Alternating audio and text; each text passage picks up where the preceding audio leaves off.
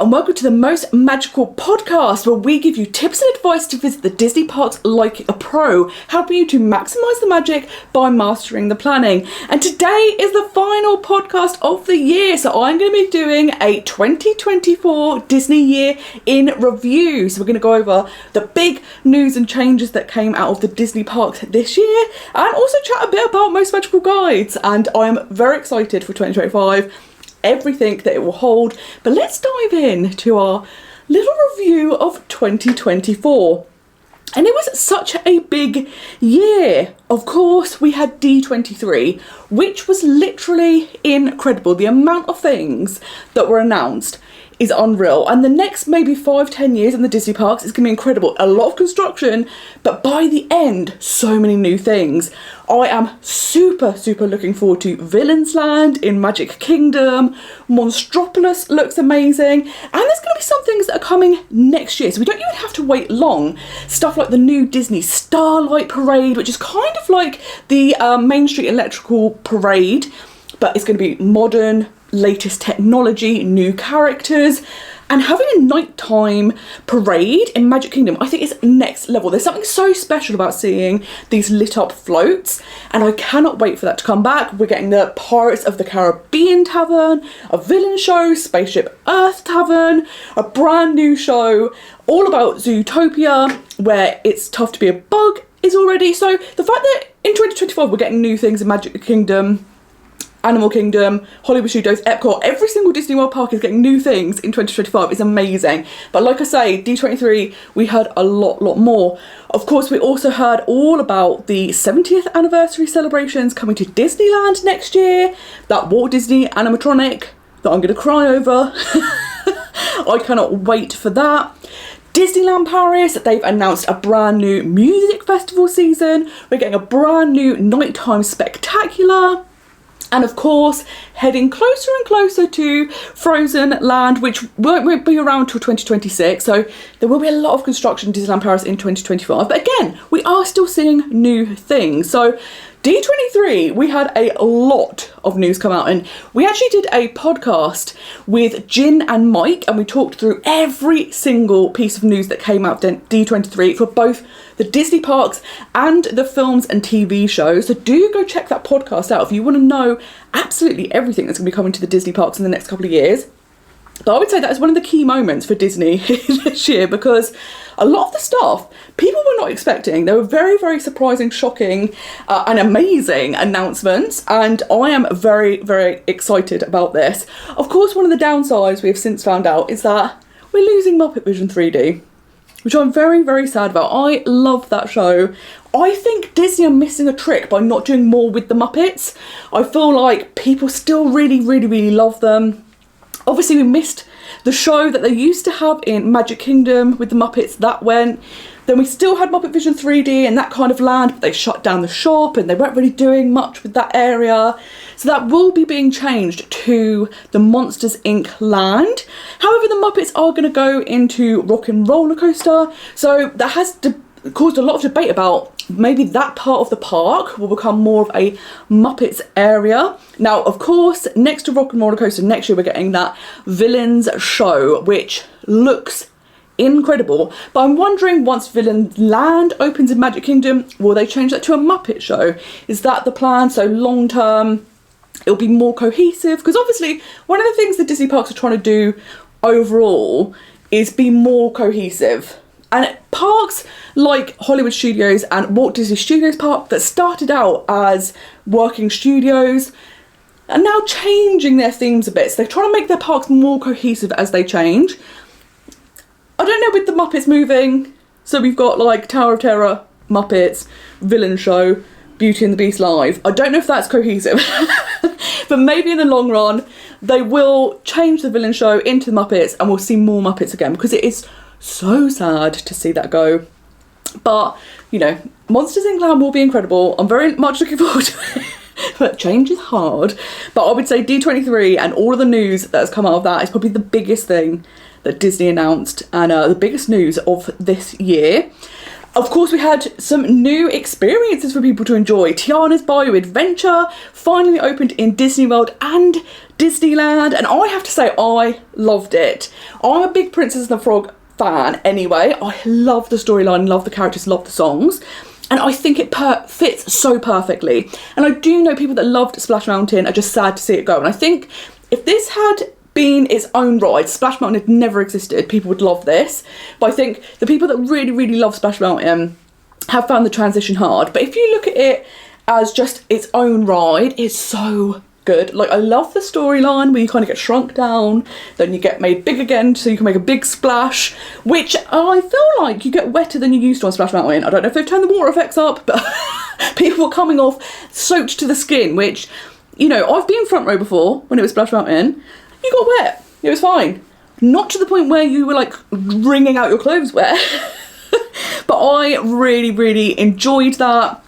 And do let me know what you think. Have you been on it? Are you reluctant to go on it? Are you hesitant to go on it because you're a big Splash Mountain fan? Do let me know. But I really, really liked it. I think objectively, if we look at it as its own ride, it is really, really good. And the music's just so good. It's so uplifting and fun. Of course, other big news in Disney World, multi-pass and single pass launch. Now, single pass is basically the same as individual Lightning Lane. That hasn't really changed, but multi-pass was a big shake-up. We went from Genie Plus to multi-pass, which is basically similar to the old free fast pass system, except this time you pay. And then once we got used to that, they dropped multi-pass Premier, and it was like, whoa, whoa, whoa, whoa, what's this? And that's quite controversial, because essentially you're paying hundreds and hundreds and hundreds of dollars extra, and the only benefit is you don't pick a time slot, which is not worth it. I'm going to tell you right now, that's absolutely not worth it. I did try multi-pass out, and I did find it really helpful. During my trip, I didn't wait more than 15-20 minutes for any ride. It cut down queue times massively. Being able to book 3 in advance was really handy. I would say being on site and being able to book 7 days in advance is a massive advantage, because particularly if you're going at a busy time of year, if you're staying off site and you can only book 3 days in advance, some of those big rides will have likely have sold out. So multi-pass definitely ties in with Disney trying to give more benefits back to people being on site. But it is interesting that on the one hand, it is a benefit, but it's a paid for benefit. So yes, if you stay on site, you can book earlier and get the full range of rides to book. However, you still will have to be paying for it. So I think it is really, really helpful. I think it depends on the time of year you're visiting and what you think is an acceptable queue time. I'm someone who doesn't particularly like to queue, so I would happily pay for the convenience. I think I used it on like maybe 6 days of my trip, 7 days out of the 14, and it definitely helped massively. There are parks it's not so beneficial for, such as Animal Kingdom and Epcot. However, if you are visiting when it is busy, they still get unbelievably busy and very, very long queues. And on those days, it really helps. I went to Epcot and one day it was very, very busy. Luckily, I had multi-pass. And even stuff like Living with the Land was like a 30-minute wait, which is not long for Disney queues. But for that ride particularly, I've normally just walked on that. Maybe a 5-minute wait. So when you see it at 30 minutes, you're like, oh, this is a busy, busy day, because if that's 30 minutes, all the other rides are going to be over an hour, the popular rides. And it cut down the queues massively, so you just walk straight on. So I would say it depends on how you visit, but it is good. Of course, it does add up over the cost of your trip. As a solo traveller, it wasn't too bad. If you're a family, I can imagine it's much, much, much more expensive. So these are all new things we're getting used to, but what do you think about multipass? Do you find it frustrating that you're having to pay for something that previously was free? Did you like the Genie Plus system, because arguably it was a bit more fairer because you could only book the rides on the day? Do you like that multipass you can actually book 3 rides in advance? And I would argue you can probably get more rides done with multipass than you could Genie Plus. Magic Kingdom and Hollywood Studios, I was able to kind of do every single ride included in multipass in one day. So if you're doing a short trip, it's definitely worthwhile. But let me know your thoughts on multipass, because this is probably one of the most controversial decisions that Disney made in 2024, aside from multipass Premier, which, as I say, I do not think it is worthwhile for anyone. I think it's one of those things Disney are trying to target people who maybe are cash rich and time poor, so they haven't had a lot of time to research what multipass is and how to visit the parks, but they are like, we want to be able to get on things quickly, we'll just go for that option because it's the top tier, it looks like it will be the quickest, the best, when ultimately you're still in the same lightning lane queue as everyone else that's bought multipass. However, you just haven't chosen a time slot, and for like $400 more, definitely not worthwhile. Something that were great this year in Disney World is for people with dated tickets. So for me, for example, coming over from the UK, I had dated tickets. Park reservations gone, didn't need to do that anymore. And park hopping was anytime. There were no restrictions, you could park hop from any time, which is so, so good. It's gone back to kind of pre-pandemic days. Now, I know that isn't the case for everyone. Annual pass holders still having to book reservations, it can be quite frustrating. But if you have these dated tickets, so if you're coming from overseas, typically that is what you're going to have. No park reservations anymore, one less thing to be planning for and booking, and you can park hop anytime, which makes your life a lot easier than having to wait till the afternoon and then you can park hop. You can fit much more into your day if you want to park hop. We also had a brand new drone show in Disney World. Now, interestingly, it was at Disney Springs, which I think is fantastic to have a nighttime show at Disney Springs. It was called Dreams That Soar. It's the same team who do the drone shows for Disneyland Paris. They've now set up an office in Orlando. It looked remarkable. It was next level incredible. When I was there, it just finished its season, so I didn't get to see it in person. The only thing I would say that looked a little uncomfortable was there's not a lot of space. So I feel like there's a lot of areas to watch the show on that waterfront in Disney Springs. However, there's not a lot of space within that. So like it's long but not wide. So it does get quite tightly packed, and apparently leaving afterwards was quite difficult. So if you did get to experience it, do let me know what you thought of the actual show and how was the actual experience. We don't know yet if they're going to be bringing it back in 2025. I would imagine because it was popular they will. Maybe they will be working on guest flow. How do we make this a bit more comfortable for people, a bit easier to disperse the crowds afterwards? But having drones in Disney World is incredible. I think the drone technology in Disneyland Paris has been next level incredible and really improved those shows massively. To start seeing that now in Disney World is very, very exciting. Something else worth mentioning was the 2025 offer went on sale. We were all very excited to see what was it going to be, because of course next year Epic Universe is opening. Disney needed to compete to get people to stay on site. However, it was quite a disappointing offer. So the UK gets an offer every single year to entice people to stay on site. We did go back to the free dining offer. However, the dining plan has changed since it's returned. There's no longer 3 tiers, there's just 2, which means value resort guests are getting a very, very bad deal in 2025. You're getting 1 meal covered, which is around $13, $14, $15 of value.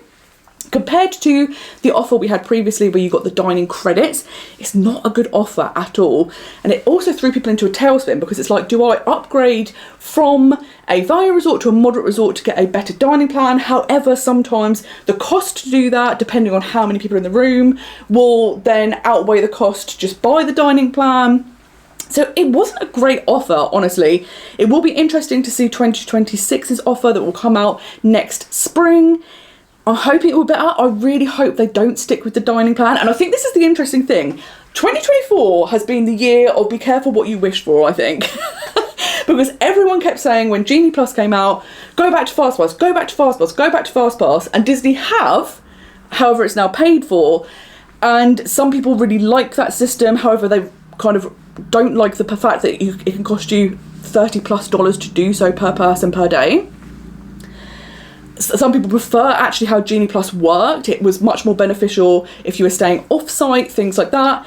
With the offer, people were desperate for the free dining plan to come back. We want the free dining plan back. It's come back, and then a lot of people have realised, actually, I'm much worse off than I was with the dining credits offer. So I feel like it's very much a be careful what you wish for year. It is interesting because it does sound like Disney have listened to feedback.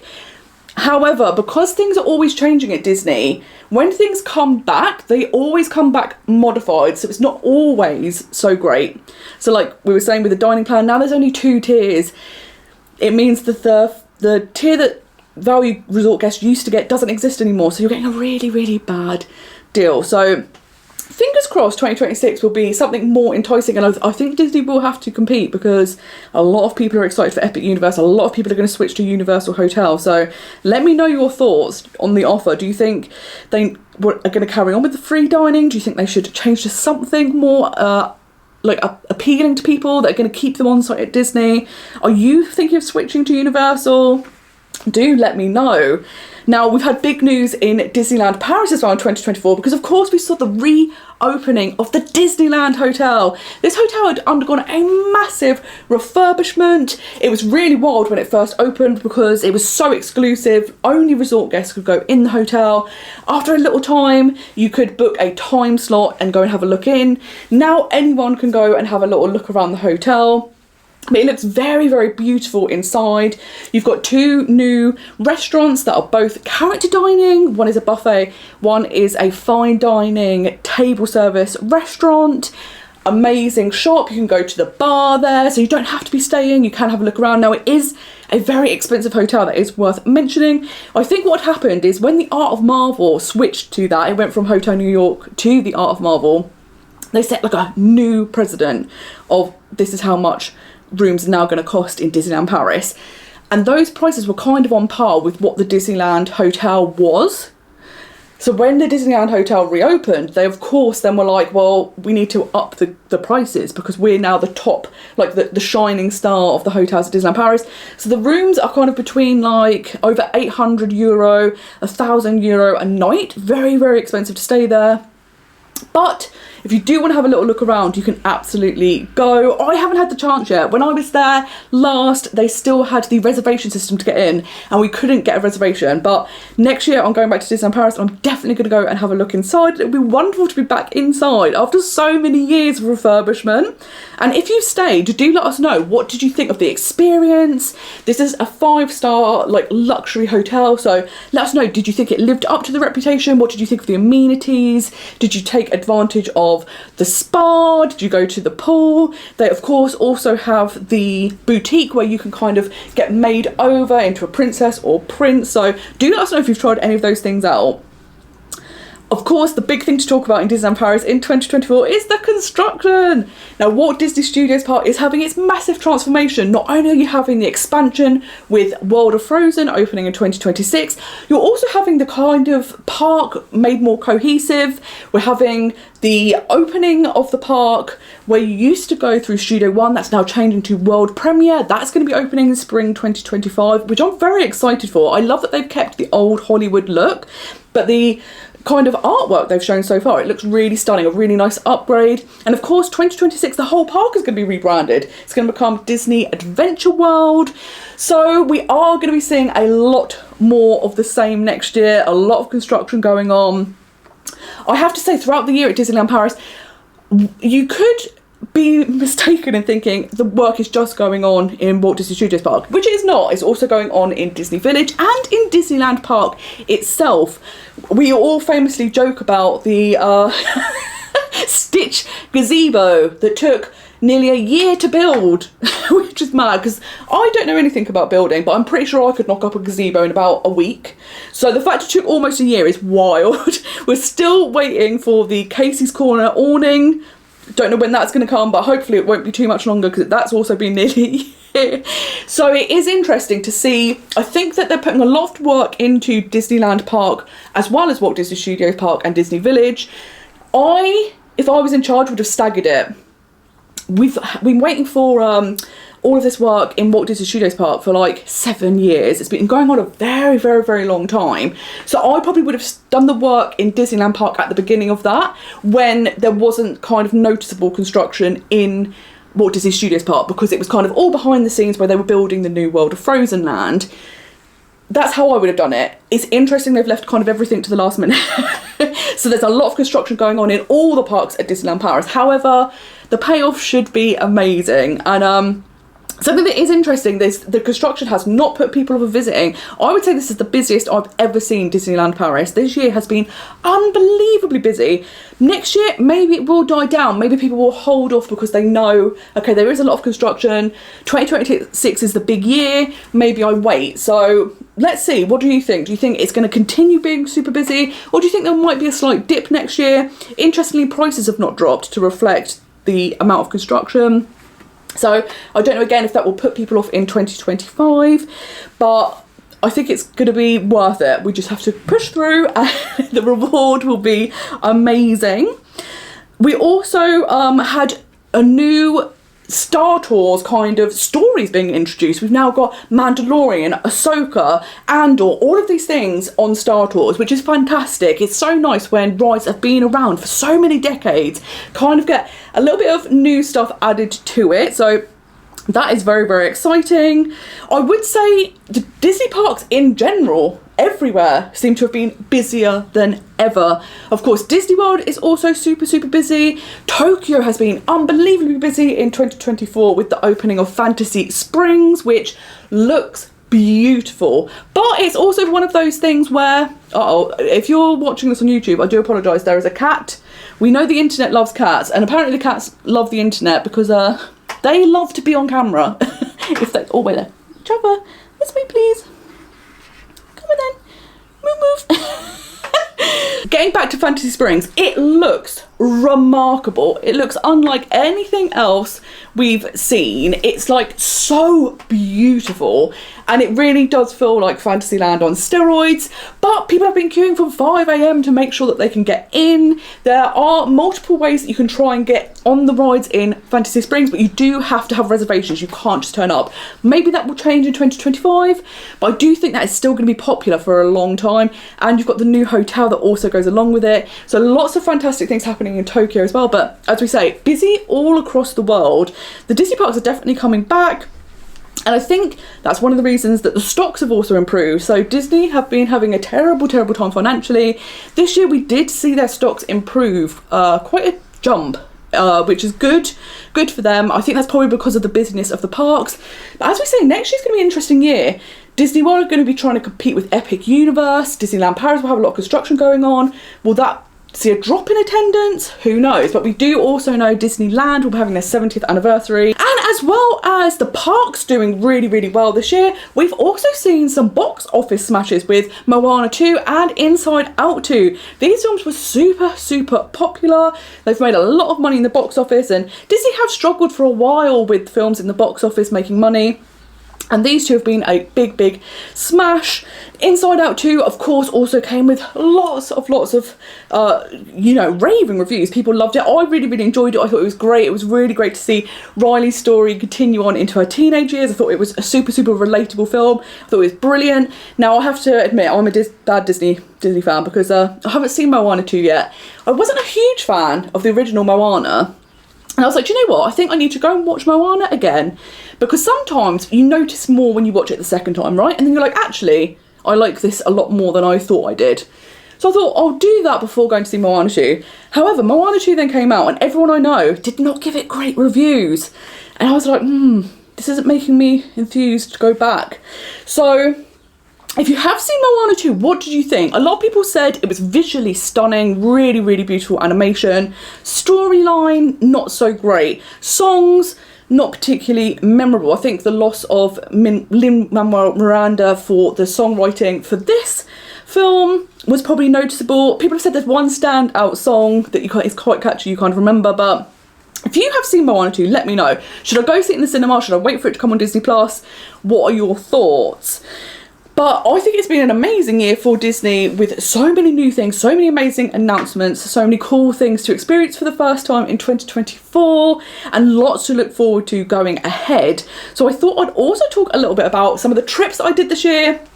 So this year was a light year for Disney trips for me because I was going back to Disney World. So of course in those years you tend to do fewer trips because you're saving up more for that big trip. But I did start the year in Disneyland Paris over in March 2024 with Peter.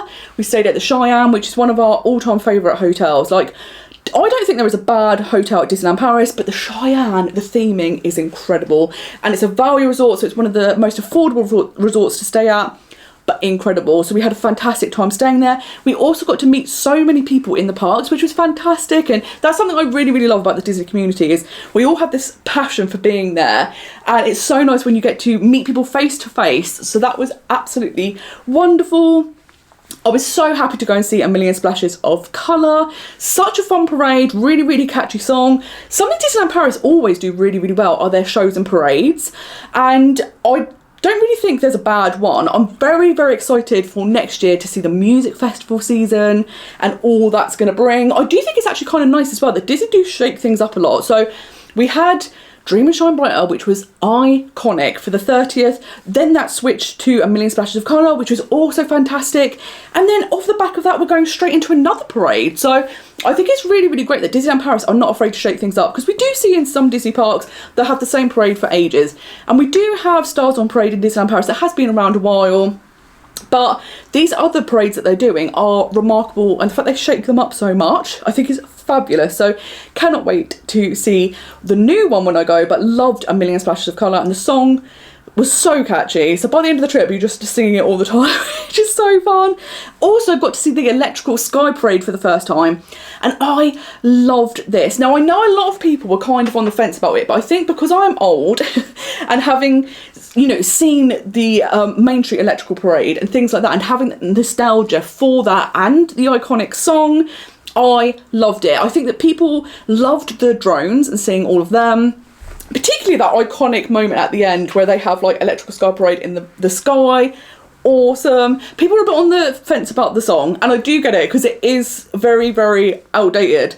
But I love that it was the original music. So I absolutely loved seeing that. And it was just so much fun to be back in Disneyland Paris. I was there when there was construction happening. It definitely wasn't at this level. So it was interesting to kind of see it when it was kind of mid-level construction. So yes, there were a lot of construction walls up, but it wasn't too bad. So it will be interesting to go back in 2025 and see throughout the year the progress that makes. Of course, the big trip this year was to Disney World in September, and what a trip. It was so iconic. I got to do so many things for the first time. I got to see Fantasmic for the first time, which is wild. I can't believe it's taken me this long. I got to go on Tiana and Tron for the first time, and we got to do some things that were absolutely incredible. So stuff like the backstage tours, behind the scenes. I got to do Caring for Giants, both amazing, both only $30, which I think is remarkable for backstage tours. Also got to do the fireworks dessert party in Magic Kingdom, which was beautiful. Like, the view was excellent, the desserts were really good, such a fun night. We'll definitely do that again. Then we also got to do one of my favourite things during the whole trip, which was meet up. We had our first ever Most Magical Guides official meet up, which was wonderful. And we went to Ogre's Cantina, the last reservation of the night, and when we finished we had the whole of Galaxy's Edge and Hollywood Studios to ourselves, and that is such a core memory. Like, it was so great to be with friends, having a great time, and then just walking around with the only people. It was so special. So I would highly recommend doing that. If you do want to see some ideas of what your trip to Disney World could look like, do go check out that vlog series. I have 15 vlogs of the entire trip, and it was just so much fun. It was such a remarkable trip. Everything was perfect. Another big highlight, of course, was Halloween Horror Nights. It was so great to meet up with Shelby and experience that, and I am now full-blown obsessed. It was just a dream, and I think that's the thing. Disney World trips are always so exciting because when you don't get to visit as often, it is so special when you're there, and every single day is your best day. But it is then so sad when you come home because you're like, I don't know when I'm going to go back. But I am looking forward to the fact that there's going to be so many new things coming to Disney World over the next 5 or so years. So that is something that is great. Even if you have to wait a while between your trips, there's going to be so many new things that are opened by the time you next go that it's well worth the wait. So it was absolutely remarkable. And I just can't get over how good it was. And every time I go to Disney World, I'm like, this is an absolute dream. And this was no exception. It was the absolute best. And I also want to talk a little bit about Most Magical Guides in 2024. It has been an absolutely huge year. So I have been doing the vlogs and the planning videos since 2021. That was my very first vlog series in Disneyland Paris. And it has been the best. It's been so much fun to get to make these videos with tips and advice so you can have your own most magical trips to the Disney parks, and also film what I do when I'm out there, kind of how I plan my trips, the tips and advice I use, and also maybe, like I say, give you some ideas of, oh, I never knew you could do a backstage tour and it's $30, that's amazing, and stuff like that. So it's such a joy. It's my favourite thing to do. This year I've been able to meet so many of you, which has been so wonderful, and it's just the absolute best. It brings me so much joy, particularly when it's in Disney as well, and it's like, what better place to meet people than in Disney? So I'm hoping we get to do more of that going forward.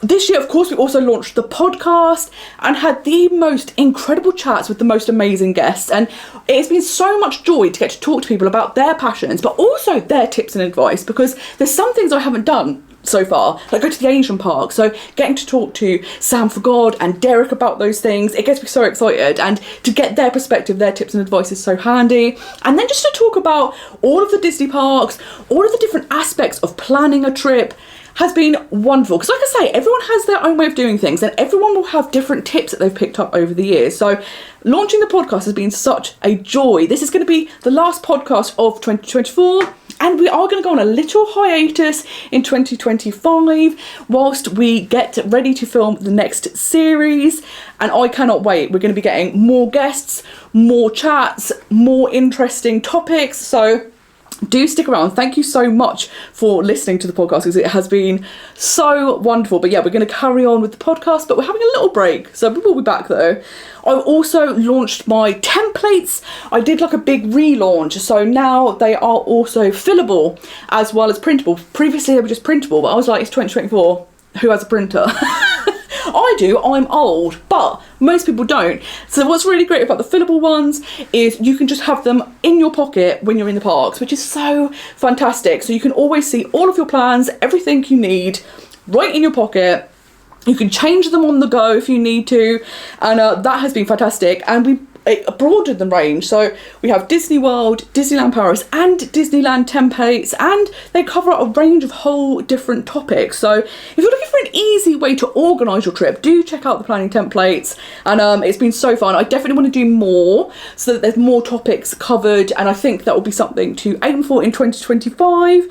Of course, the big thing as well is I launched my Disney trip planning service. So here I do the Zoom calls with people and just give them tips and advice tailored specifically to how they want to visit, because I know, like, I'm someone who loves the planning, and I have literally spent thousands and thousands of hours over the past 10 or so years researching the Disney parks, what's the best way to do this, and then trying them out on my trip and working out what works, what doesn't. And the thing that's difficult is there's so much information out there, it's very overwhelming. Most people don't have thousands of hours to plan, and also sometimes you get conflicting advice, and then it's like, well, which one's best for us? So I wanted to do the Zoom calls so that we could kind of cut out all the noise and give you the tips and advice specifically for how you want to visit directly to you. So that has been wonderful. It's been so fantastic to chat to people, and then what's really nice is when they've come back from their trips, they give you a little update of this is what the trip was like and this is what really worked for us, and that's been so wonderful. I've also got my concierge service where I plan out the entire trip for people, and this brings me so much joy because it's so great to kind of be able to help shape someone's trip and make it super, super special, and be able to kind of give them all the tips and advice of like, oh, there's this, have you thought about doing this? I know you're really interested in this could be an option, and like booking the dining, taking all the stress out of that, creating a bespoke itinerary. It's been absolutely wonderful, and again, kind of getting to be with someone the whole length of planning their trip is wonderful and such a joy. And of course we've got the Disney World dining booking service, and this is something that's been super, super popular, and I totally can get why, because booking dining is a very stressful part of a Disney World trip. And it's always that thing, you always get a bit on edge, a bit like of a buzz, like, oh my god, how's it going to go? Because dining is such a big part of a Disney experience, and particularly Disney World, but there's over 400 restaurants. You're like, I really, really want to get the reservations for the ones I want to visit. So this has been such a joy, and I get such a thrill getting to book it and then be able to email people and be like, this is everything we've got, and just the amazing response you get when people are so, so happy that they're like, oh my god, we got exactly what we wanted. And that has been such a joy, and I absolutely love doing that. So all of these things combined have been absolutely incredible. And like, what an amazing year to have launched all of these things, which has been so, so wonderful. And of course, on YouTube, we've carried on growing, which has been so fantastic. And again, like I say, something that it blows my mind, because I literally thought, oh, I'll do some vlogs and planning videos, and if people could pick up some tips and advice, that'll be fantastic. I never, ever, ever considered that people might watch videos all the time, and then you become friends with them, you interact with them all the time, which has been wonderful.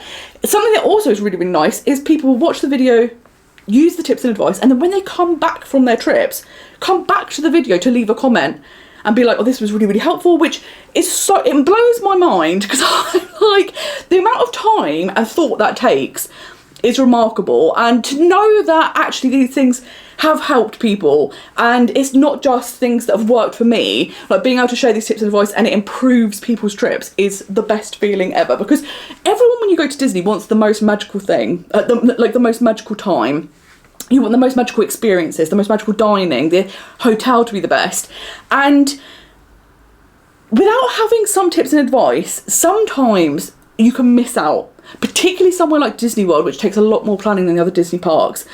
And it's always such a shame when people spend so much time planning their trips, but save so much money for such a long amount of time, and then they kind of miss out just because they didn't have access to the information. So being able to do this and kind of grow and get the advice out there to more and more people has been remarkable. So I've absolutely loved that. And then I have been super, super lucky. So earlier this year, actually, in fact, the day I was flying out to Disney World, I had an email from YouTube asking me if I'd like to be part of the creator community. And that basically meant when I came back from Disney World, I had 10 weeks where every Wednesday we would get an hour and a half training with YouTube virtually, and learn how to kind of improve your thumbnails, how to improve your channel so that you're kind of being able to do the best for people watching your videos and make things more and more interesting. So I'm really excited to put that, all of that knowledge, that information, everything I've learned into the videos going forward. And then all of these things that are completely remarkable to me, I then got invited to the YouTube Creator Community end of year party. So we went to the Creator Collective, it was in Camden in London, and it was in this amazing bowling place. And the party was amazing. I got to meet so many other YouTube creators, and it was like people that I recognised as well. And I was like, oh my God, I can't believe this. And, you know, I am a small channel on YouTube. So to have all of this happen, it blows my mind. And it's absolutely amazing. Like, YouTube are so supportive of people making YouTube videos. And I'm so blown away by not only like them giving you all of this advice and learning, but also to be like, we recognise as a creator, sometimes you're doing everything on your own, so it can feel a bit isolating, but bringing you together with other people that also do it, and you can just chat and also celebrate, was remarkable. So what I literally, when I started this year, in fact, when I started my YouTube channel full stop, I never thought this would be a thing. So it's absolutely incredible. So I cannot wait to use all of that and keep pushing forward in 2025. And of course, I've also had like amazing things happen where I've been on other people's podcasts. It was great to be on the Jamie and Stephen podcast and talk all about the Rescuers Down Under. It was so great to have a blast from the past, and it was a hoot. I also got to be on a Gadio radio station and did an amazing interview with Patrick, all about visiting Disney. And again, like, all of these things are just so exciting to me. I never ever thought it would happen. So it's been a huge, huge year for Most Magical Guides, honestly, and I am so excited for 2025. I've got big, big plans, like I say, becoming bigger and better with the podcast. We're going to be getting more guests, more chats, more tips and advice. I'm going to try and update the templates so they kind of look a bit more snazzy. I think that's the thing at the moment. They're perfect for what you need them for. They're great for having everything laid out exactly as you need it to be, so you can easily plan your trip, and they're packed full of tips and advice as well. But like, the covers are basic. I'm not a graphic designer. I do admit that they are basic, and I think that is kind of putting people off a bit. So this next year I really, really want to harness, like, let's try and make things look really, really nice as well, and also a broader range of different templates, because the way I've always approached Most Magical Guides is, like I say, I want everyone to have the best ever Disney trip, and I want to be able to try and reach people in as many ways as possible. So the great thing about the podcast and my YouTube channel is it's free advice, and you can get it on a range of different topics, and hopefully that's accessible to a lot of people.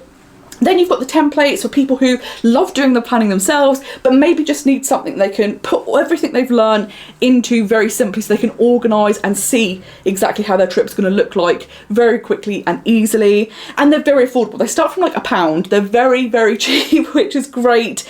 And again, hopefully that's accessible to people. Then it's stuff like the Zoom calls. It's a bit more expensive, but it's still way, way cheaper. It's like all of them are less than 1% of the average cost of any trip to a Disney park. So that way, again, you're getting the tips and advice tailored specifically to you instead of having to do lots of research. So hopefully that could be really beneficial to people who don't have thousands of hours. They just want to be able to know what will work for us specifically. And then the dining service takes that pressure off of people if you're not going to be free because maybe you're working or traveling, because that's another big problem. It's not just if you're feeling overwhelmed with booking dining and feeling a lot of pressure that it goes right. It's also, some people aren't going to be free. I say on average it takes me about 40 minutes to book the dining. Sometimes a bit longer, sometimes a bit more. That's the same, a bit less. However, if you're in a workplace, if you're a teacher or something like that, you can't just be like, oh, sorry, class, I've just got to get on the internet for my Disney dining. So it can be really, really good for that. And again, it's an affordable price. So if people need to outsource that, they've got somewhere to do it, and then they know they're going to get the exact dining that they want, but they don't have that stress and worry and the need to be free at that time. And then the concierge service is the big bells and whistles. So for people who are looking for something where they don't have to really do any of the planning, it's like we want to have the best ever Disney trip but hand it over to someone else. So it's been great to kind of be able to branch out in lots of different ways and hopefully be able to help people across the different mediums, you know, ways of accessibility, because some people will like to research stuff themselves. Like I say, some people prefer to just use templates, some people prefer speaking face to face. And in 2025, that's something I definitely want to explore more, like other ways to be able to reach people. And I think that'll be so much fun. Something that we've all been talking about for a while, and I think we need to make happen in 2025, is a Most Magical Guides meetup. So as I said, we'll be going to Disneyland Paris in 2025. So possibly we could arrange one there, but also we should do one in the UK. And then anyone that is available that wants to come, I think that'll be so good. Do let me know if there's something you think that would be perfect. That would be a great place to meet up. This is a great event that's happening. We have to plan something because it's just the best. And like I said, I never ever expected to kind of have friends now all over the world. I get to talk to people so regularly all about Disney, and it blows my mind. So thank you so much for your support, and I cannot wait for next year. Hopefully get to meet some of you in person and just continuing to put more content out there, more tips, more advice, more different ways, more ways to help people have their best ever Disney trips. And it is so exciting. So I feel like 2024 was a huge year, both for Disney and for me and Most Magical Guides, and I think 2025 is going to be very, very exciting too. So do let me know, what has your year in review been? What has been some of the highlights for you in 2024? Did you get to visit Disney? What was your trip like? And what are you looking forward to in 2025? I get so excited about New Year's because there really does feel like a blank slate and like anything's possible. So I'm so excited for next year, but I'd love to hear what you're looking forward to. But once again, thank you so much for your continued support. Thank you for listening to the podcast. It's been an absolute joy because, like I said, getting to talk about the tips and advice, I'm obsessed with it. But to also speak to other people has been the best, and I'm loving getting to collaborate and hear all of their stories and tips and experiences. So very much looking forward to much more of that to come in 2025. But thank you once again. I will put links to everything that I've talked about in this podcast down below, so you can find out about D23, the dining booking service, all of the trip planning services, my YouTube channel, all of the different things. But thank you once again. I hope you have a wonderful new year. I hope you've had a lovely Christmas, and cheers to 2025, and let's see how it goes. But until next time, I hope you have a most magical day. Bye bye.